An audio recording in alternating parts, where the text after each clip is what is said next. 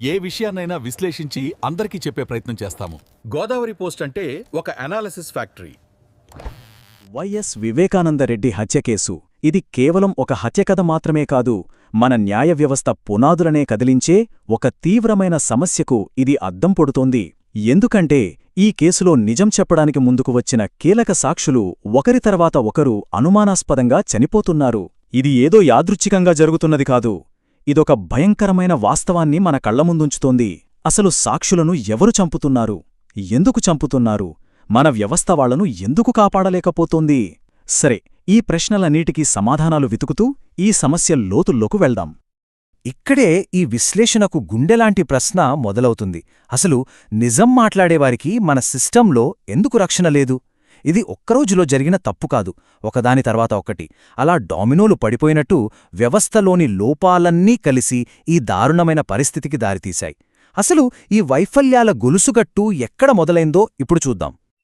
మొదటి డామినో ఇది ఎక్కడో లేదు, మన క్రిమినల్ జస్టిస్ సిస్టమ్ డిజైన్లోనే ఉంది. చాలామంది అనుకుంటారు మన కోర్టులు, మన చట్టాలు సత్యాన్ని వెలికితీయడానికే పనిచేస్తాయని. కాని వాస్తవం దానికి చాలా భిన్నంగా ఉంది. ఈ తేడాని అర్థం చేసుకోవడం చాలా ముఖ్యం. భారతదేశంలో మనం ఫాలో అయ్యేది యాడ్వర్సేరియల్ సిస్టమ్, అంటే ఇదొక ఆటలాంటిదన్నమాట. ప్రాసిక్యూషన్, డిఫెన్స్ అనే రెండు టీమ్సు కోర్టులో వాదించుకుంటాయి. జడ్జిగారు ఒక న్యూట్రల్ అంపైర్లా ఉంటారు. ఇక్కడ లక్ష్యం నిజమేంటో కనిపెట్టడం కాదు, ఏ టీమైతే తమ వాదనను బలంగా వినిపిస్తోందో వాళ్లే గెలుస్తారు. కాని కొన్ని దేశాల్లో ఉండే విచారణ వ్యవస్థలో అలా కాదు. అక్కడ జడ్జే ఒక ఇన్వెస్టిగేటర్లా మారి నిజానిజాలు నిగ్గు తేల్చే బాధ్యత తీసుకుంటారు. మన సిస్టమ్ ఒక ఆటలా ఉండటం వల్ల బాధితులు ఎంతగా నష్టపోతున్నారో మాలిమత్ కమిటీ రిపోర్ట్లోని ఈ మాటలు చాలా స్పష్టంగా చెప్తున్నాయి. ఈ వ్యవస్థ నిందితుడు వైపే ఎక్కువ మొగ్గు చూపుతుందని, బాధితుల బాధను, వాళ్ల హక్కులను అస్సలు పట్టించుకోవట్లేదని ఈ కమిటీ తేల్చి చెప్పింది. ఇది నిజంగా మన వ్యవస్థ ఆత్మను ప్రశ్నించే విషయం. సో ఇక్కడే మనకు అసలు సమస్య ఏంటో అర్థమవుతుంది. వ్యవస్థ ప్రాథమిక లక్ష్యమే గెలుపు అయినప్పుడు ఆ గెలుపుకు కీలమైన సత్యాన్ని చెప్పే సాక్షిని కాపాడాల్సిన బాధ్యతనది ఎందుకు తీసుకుంటుంది? తీసుకోదు. ఈ ప్రాథమిక లోపమే మనల్ని అడుతా ఇంకా పెద్ద వైఫల్యానికి తీసుకువెళ్తుంది. ఇది రెండవ డోమినో. మన న్యాయ వ్యవస్థ ఒక ఆట కాబట్టి ఆ ఆటలో సాక్షులు కేవలం పావులు మాత్రమే. అందుకే వాళ్లను బెదిరించడం, భయపెట్టడం, అవసరమైతే చంపేయడం కూడా చాలా తేలికైపోయింది. దీనికి ప్రధాన కారణమేంటంటే వాళ్లకు సరైన రక్షణ కల్పించే ఒక బలమైన చట్టం మన దగ్గర లేకపోవడమే. ఇక్కడ మనం ఒక కీలకమైన విషయాన్ని గమనించాలి. మన దగ్గర ఉన్నది సాక్షి రక్షణ పథకం 2018, అంతేగాని ఒక చట్టం కాదు. ఈ రెండింటికీ చాలా పెద్ద తేడా ఉంది. చట్టానికి పార్లమెంటు ఆమోదం, ఖచ్చితమైన నిధులు, పటిష్టమైన పర్యవేక్షణ ఉంటాయి. కాని పథకం అంటే కొన్ని గైడ్లైన్స్ మాత్రమే. దానికి చట్టబద్ధమైన బలం చాలా తక్కువ. మరి ఈ పథకం ఆచరణలో ఎందుకు సరిగ్గా పనిచెయ్యట్లేదు? ముఖ్యంగా 3 కారణాలున్నాయి. 1 నిధుల కొరత, దీని ఖర్చంతా రాష్ట్ర ప్రభుత్వాలే భరించాలి. 2 ఇచ్చే రక్షణ కూడా తాత్కాలికమే, కేవలం 3 నెలలు, ఇది అస్సలు సరిపోదు. ఇక 3ది చాలా ముఖ్యమైనది, రాజకీయ జోక్యం. ఎవరికి రక్షణివ్వాలి, ఎంత ఇవ్వాలి అనే ప్రాసెస్లో లోకల్ పోలీసులుండటం వల్ల రాజకీయ నాయకులు చాలా తేలిగ్గా ఇన్ఫ్లుయెన్స్ చేయగలుగుతున్నారు. ఫలితంగా సాక్షులు ఒంటరైపోతున్నారు. ఇప్పుడు 3వ డామినో దగ్గరికి వద్దాం. ఇది కోర్టు గది లోపల ఒక సాక్షి ఎదుర్కొనే పరిస్థితి గురించి. బయట ప్రాణభయంతో ఉంటే లోపల కోర్టు అనుమానంతో వాళ్ళు నలిగిపోతారు. అదెలాగో చూద్దాం. ఒక కేసులో సుప్రీంకోర్టు ఏమందంటే, ఒక సాక్షి చెప్పే మాటల్లో చిన్న చిన్న పొరపాట్లు, తేడాలు ఉండటం చాలా సహజం. నిజానికి అలా ఉంటేనే ఆ సాక్షి నిజాయితీగా మాట్లాడుతున్నట్టు, ఎవరూ పాఠాలు చెప్పి పంపలేదని అర్థం చేసుకోవాలంది. వినడానికి చాలా బావుంది గదా, కాని ఇక్కడే ఒక పెద్ద చిక్కుంది. చూసారా? ఆ చిక్కు ఏంటో ఈ కేసులో బయటపడింది. ఇక్కడ సాక్షులు 7 ఏళ్ల తర్వాత కూడా జరిగిన సంఘటనను పూసగుచ్చినట్టు, ఏ పొరపాటు లేకుండా చెప్పారు. అప్పుడు ఆంధ్రప్రదేశ్ హైకోర్టేమంది?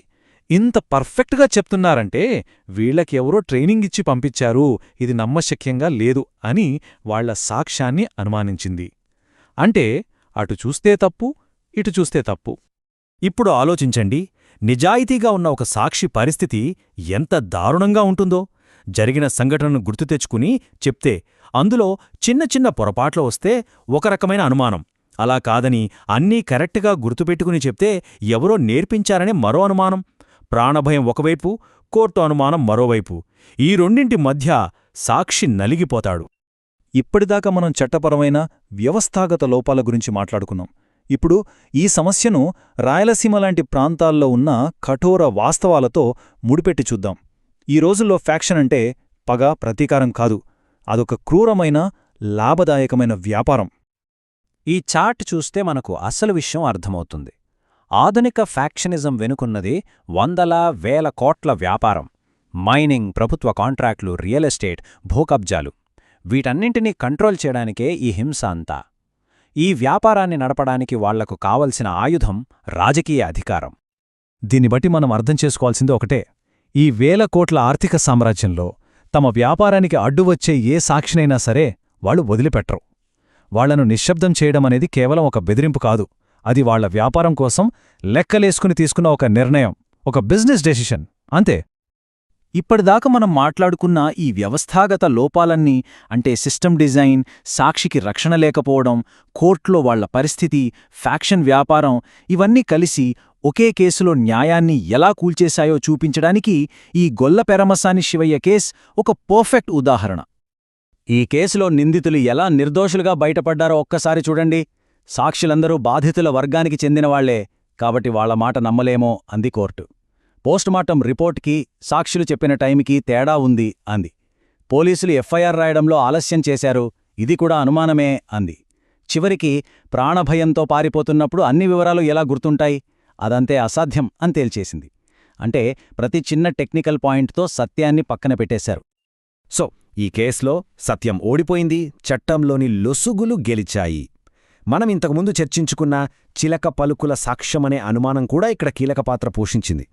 ఒక రకంగా చెప్పాలంటే సిస్టంలో ఉన్న ప్రతి ఒక్క లూప్ హోల్ని వాడుకుని నేరస్తులు న్యాయం నుంచి ఎలా తప్పించుకోవచ్చో చూపించడానికి ఇదొక టెక్స్ట్ బుక్ ఎగ్జాంపుల్. సరే, ఇప్పటిదాకా మనమేం చూశాం? గెలుపు కోసం పనిచేసే ఒక వ్యవస్థ, సాక్షికి రక్షణ ఇవ్వలేని ఒక దేశం, డబ్బు కోసం, అధికారం కోసం జరిగే హత్యలు. ఇవన్నీ చూశాక మన న్యాయ వ్యవస్థ తన ఆత్మను ఎక్కడో పోగొట్టుకుందేమో అనిపిస్తోంది. మాలిమత్ కమిటీ చెప్పిన ఈ మాటలను మనం మరోసారి గుర్తు చేసుకోవాలి. మన వ్యవస్థ కేవలం ఒక ఆటగా, ఒక పోటీగా మిగిలిపోకూడదు. దాని అసలు లక్ష్యం సత్యశోధనగా మారాలి. సత్యమే దానికి స్ఫూర్తిగా ఉండాలి.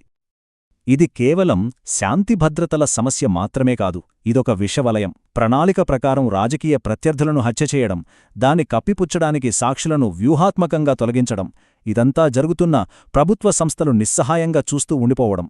ఈ చక్రం మన ప్రజాస్వామ్య వ్యవస్థ పునాదులనే బలహీనపరుస్తోంది. చివరిగా ఈ విశ్లేషణ మనందరి ముందు ఒక లోతైన, సూటి అయిన ప్రశ్నను ఉంచుతోంది. ఏ వ్యవస్థ అయితే సత్యం చెప్పేవాళ్లను కాపాడలేదో, ఆ వ్యవస్థ ప్రజలకు న్యాయాన్ని మాత్రం ఎలా అందించగలదు? ఆలోచించండి.